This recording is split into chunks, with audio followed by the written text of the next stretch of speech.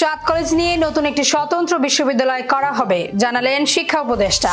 যাত্রীদের জিম্মি করে কর্মবিরতি অযৌক্তিক বললেন রেল উপদেষ্টা। এবং পুলিশি বর্বরতায় সরাসরি রাজনৈতিক সম্পৃক্ততা ছিল মন্তব্য HRW এর। অভিনন্দন ভোরের পাতার প্রাইম নিউজে, সাথে আছি তাসনম আয়ুষী। শুনছিলেন সংবাদ শিরোনাম, এবার বিস্তারিত। শিক্ষা উপদেষ্টা অধ্যাপক ওয়াহিদউদ্দিন মাহমুদ বলেছেন, ৮ বছর আগে একটি সরকার বিবেচনাহীনভাবে ৭ কলেজকে ঢাকা বিশ্ববিদ্যালয়ের অধীনভুক্ত করে, যার ফলে জটিল সমস্যা তৈরি হয়েছে। এই ৭ কলেজ নিয়ে নতুন একটি স্বতন্ত্র বিশ্ববিদ্যালয় করা হবে। মঙ্গলবার সকালে সংবাদ মাধ্যমকে তিনি এসব কথা বলেন। শিক্ষা উপদেষ্টা বলেন, একটা বিশ্ববিদ্যালয় প্রতিষ্ঠা হলে বহুদিন থাকবে। এখানে বহু বছরের শিক্ষার্থীদের স্বার্থের ব্যাপার রয়েছে, তাই আমরা তড়িঘড়ি করে অবিবেচনামূলক সিদ্ধান্ত নিলে হবে না, ভেবে চিন্তে সবকিছু করা হবে। ট্রেন বন্ধ রেখে যাত্রীদের জিম্মি করে আন্দোলন দুঃখজনক উল্লেখ করে রেলপথ মন্ত্রণালয়ের উপদেষ্টা মোহাম্মদ ফাউজুল কবির খান বলেন, দাবি পূরণে অর্থ বিভাগের সঙ্গে আলোচনা চলছে। মঙ্গলবার সকালে রাজধানীর কমলাপুর রেল স্টেশনে সাংবাদিকদের তিনি এসব কথা বলেন। বিস্তারিত ডেস্ক রিপোর্টে। রানিং স্টাফদের আন্দোলনের মুখে ট্রেন চলাচল বন্ধ হওয়ার 10 ঘন্টা পর যাত্রীদের মুখোমুখি হয়েছেন রেলপথ মন্ত্রণালয়ের উপদেষ্টা মোহাম্মদ ফাউজুল কবির খান। সকাল 10টায় তিনি কমলাপুর রেলওয়ে স্টেশনে আসেন। এ সময় তার সঙ্গে উপস্থিত রয়েছেন রেল সচিব মোহাম্মদ ফাহিমুল ইসলাম, রেলওয়ে ঢাকা বিভাগীয় ব্যবস্থাপক মোহাম্মদ মহিউদ্দিন আরিফ, বিআরটিসি চেয়ারম্যান তাজুল ইসলাম সহ আরো বেশ কয়েকজন কর্মকর্তা। সকালে ঢাকা রেলওয়ে স্টেশন ঘুরে দেখা যায়, রেলওয়ে স্টেশনের প্রতিটি প্ল্যাটফর্ম রয়েছে জনশূন্য। প্ল্যাটফর্মে থাকা ট্রেনগুলোর প্রতিটি দরজা লাগানো, আর রেলওয়ে স্টেশনের ভিআইপি রুমের সামনে অপেক্ষমান যাত্রীরা। এমনই পরিস্থিতিতে উপদেষ্টাকে পেয়ে ক্ষোভ ঝাড়েন যাত্রীরা। উল্লেখ্য, মূল বেতনের সঙ্গে রানিং অ্যালাউন্স যোগ করে পেনশন এবং আনুতোষিক সুবিধা দেওয়ার বিষয়ে জটিলতা নিরসন না হওয়ায় কর্মবিরতিতে গেছেন বাংলাদেশ রেলওয়ে রানিং স্টাফরা। কর্মবিরতির অংশ হিসেবে সোমবার দিবাগত রাত 12টার পর শিডিউলে থাকা ট্রেনগুলোতে ওঠেননি রানিং স্টাফরা। ফলে প্রারম্ভিক স্টেশন থেকে কোনো ট্রেন ছেড়ে যায়নি, যার ফলে সারা দেশে বন্ধ রয়েছে ট্রেন চলাচল। রানিং স্টাফের মধ্যে রয়েছেন ট্রেন চালক, গার্ড ও টিকিট চেকারের পদধারীরা। ডেস্ক রিপোর্ট, ভোরের পাতা। বিএনপি মহাসচিব মির্জা ফখরুল ইসলাম আলমগীরের সঙ্গে সাক্ষাৎ করতে এসেছেন বাংলাদেশে নিযুক্ত ব্রাজিল রাষ্ট্রদূত পাওলো ফার্নান্দো ডিয়াস ফেরেস। মঙ্গলবার বেলা 11টায় রাজধানীর গুলশানে বিএনপির চেয়ারপারসনের কার্যালয়ে আসেন তিনি। এ সময় বিএনপি নেতারা রাষ্ট্রদূতকে স্বাগত জানান। পরের বিএনপি নেতাদের সঙ্গে বৈঠকে বসেন রাষ্ট্রদূত। বৈঠকে আরও উপস্থিত রয়েছেন দলটির স্থায়ী কমিটি ও চেয়ারপারসনের ফরেন অ্যাফেয়ার্স অ্যাডভাইজারি কমিটির সদস্য আমির খসরু মাহমুদ চৌধুরী, সাংগঠনিক সম্পাদক ও চেয়ারপারসনের পররাষ্ট্রনীতি বিষয়ক বিশেষ সহযোগী উপদেষ্টা কমিটি সদস্য শ্যামা উবায়েদ। গত বছরের জুলাই আগস্টে ছাত্র জনতার আন্দোলনে পুলিশি বর্বরতায় সরাসরি রাজনৈতিক সম্পৃক্ততা ছিল বলে মন্তব্য করেছে যুক্তরাষ্ট্র ভিত্তিক আন্তর্জাতিক মানবাধিকার সংস্থা হিউম্যান রাইটস ওয়াচ। সোমবার প্রকাশিত এক রিপোর্টে এই তথ্য জানিয়েছে সংস্থাটি। এছাড়া গত বছরের ওই আন্দোলনের সময় পুলিশের ভূমিকা মাঠ পর্যায়ের কর্মকর্তাদের চেয়ে রাজনৈতিক নেতারা বেশি নির্ধারণ করে দিতেন বলেও রিপোর্টে উঠে এসেছে। এমনকি রাজনৈতিক পট পরিবর্তনের পর দীর্ঘদিন ধরে দায়মুক্তির ব্যবস্থা থেকে উপকৃত হওয়া শক্তিশালী এবং রাজনৈতিক নিরাপত্তা বাহিনীর সাথে অন্তর্বর্তী সরকার লড়াই করছে বলেও প্রতিবেদনে উল্লেখ করা হয়েছে। জাতীয়করণের ঘোষণা না পেলে আরও কঠোর আন্দোলনের হুঁশিয়ারি দিয়েছেন স্বতন্ত্র ইবতেদায়ী মাদ্রাসার শিক্ষকরা। মঙ্গলবার সকাল থেকে 10ম দিনের মতো শাহবাগে অবস্থান নিয়ে এই হুঁশিয়ারি দিয়েছেন আন্দোলনরত শিক্ষকরা। আন্দোলনরত শিক্ষকরা বলছেন, একই পাঠ্য বই পড়ানো হচ্ছে প্রাথমিক বিদ্যালয়ে, কিন্তু প্রাথমিকের শিক্ষকদের মতো বেতন ভাতা পান না তারা। এজন্য জাতীয়করণের এক দফা দাবিতে রাস্তায় নামতে বাধ্য হয়েছেন তারা। শিক্ষকরা জানান, 10,000 মাদ্রাসার 50,000 শিক্ষক মানবেতর জীবনযাপন করছেন। এবার আন্তর্জাতিক সংবাদ।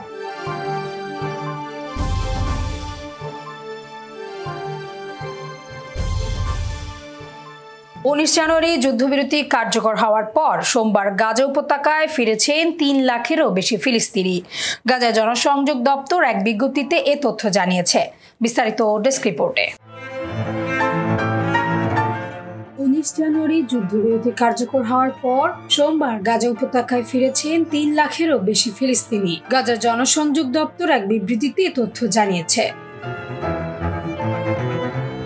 বিজ্ঞপ্তিতে বলা হয়েছে, ইসরায়েলি বাহিনীর উত্তর গাজার এই বাসিন্দাদের বড় একটি অংশ এতদিন উপত্যকার দক্ষিণ ও মধ্যাঞ্চলে আশ্রয় নিয়েছিলেন। ৪৭০ দিন পর নিজেদের বাড়ি ঘরে ফিরছেন তারা। ইসরায়েলি বাহিনীর বোমায় ধ্বংসস্তূপে পরিণত হওয়া উত্তর গাজায় এখন কোনো বাড়িঘরই অক্ষত নেই, কিন্তু তারপরও প্রায় ১৫ মাস পর নিজেদের এলাকায় ফিরতে পেরে উচ্ছ্বসিত উত্তর গাজার বাসিন্দারা। সোমবার সকাল থেকেই নেতজারিম করিডোর দিয়ে উত্তর গাজায় আসতে শুরু করেন হাজার হাজার ফিলিস্তিনি। অনেকেই ঘোড়া কিংবা গাধার গাড়িতে নিজেদের মালপত্র নিয়ে আসেন। উত্তর গাজার কেন্দ্রীয় শহর গাজা সিটির প্রধান সড়কের একটি ক্ষতিগ্রস্ত ভবনের সামনে গাজায় স্বাগতম লেখা ব্যানার টাঙানো ছিল এ সময়। ডেস্ক রিপোর্ট, ভোরের পাতা। মার্কিন প্রতিরক্ষা ব্যবস্থা আরো শক্তিশালী করতে আয়রন ডোম ক্ষেপণাস্ত্র প্রতিরক্ষা ব্যবস্থা নির্মাণে একটি নির্বাহী আদেশে স্বাক্ষর করবেন প্রেসিডেন্ট ডোনাল্ড ট্রাম্প। তার নতুন 4টি নির্বাহী আদেশের মধ্যে একটি হলো আয়রন ডোম নির্মাণ। স্থানীয় সময় সোমবার ট্রাম্প তার দক্ষিণ ফ্লোরিডার golf resort Trump National Doral মিয়ামিতে রিপাবলিকান আইন প্রণেতাদের এক সম্মেলনে ভাষণ দেন, যেখানে তিনি সন্ধ্যায় নির্বাহী আদেশে স্বাক্ষর করার মাধ্যমে মার্কিন সামরিক সম্পদ আরো জোরদার করার প্রতিশ্রুতি দিয়েছেন। ট্রাম্প বলেন, আমাদের একটি শক্তিশালী প্রতিরক্ষা ব্যবস্থা থাকতে হবে। এজন্য কিছুক্ষণের মধ্যেই আমি 4টি নতুন নির্বাহী আদেশ স্বাক্ষর করব। তিনি ব্যাখ্যা করে বলেন, প্রথমটি হলো অবিলম্বে একটি অত্যাধুনিক আয়রন ডোম ক্ষেপণাস্ত্র প্রতিরক্ষা ঢাল নির্মাণ শুরু করা, যা আমেরিকানদের সুরক্ষা দেবে। এবার বিনোদনের সংবাদ।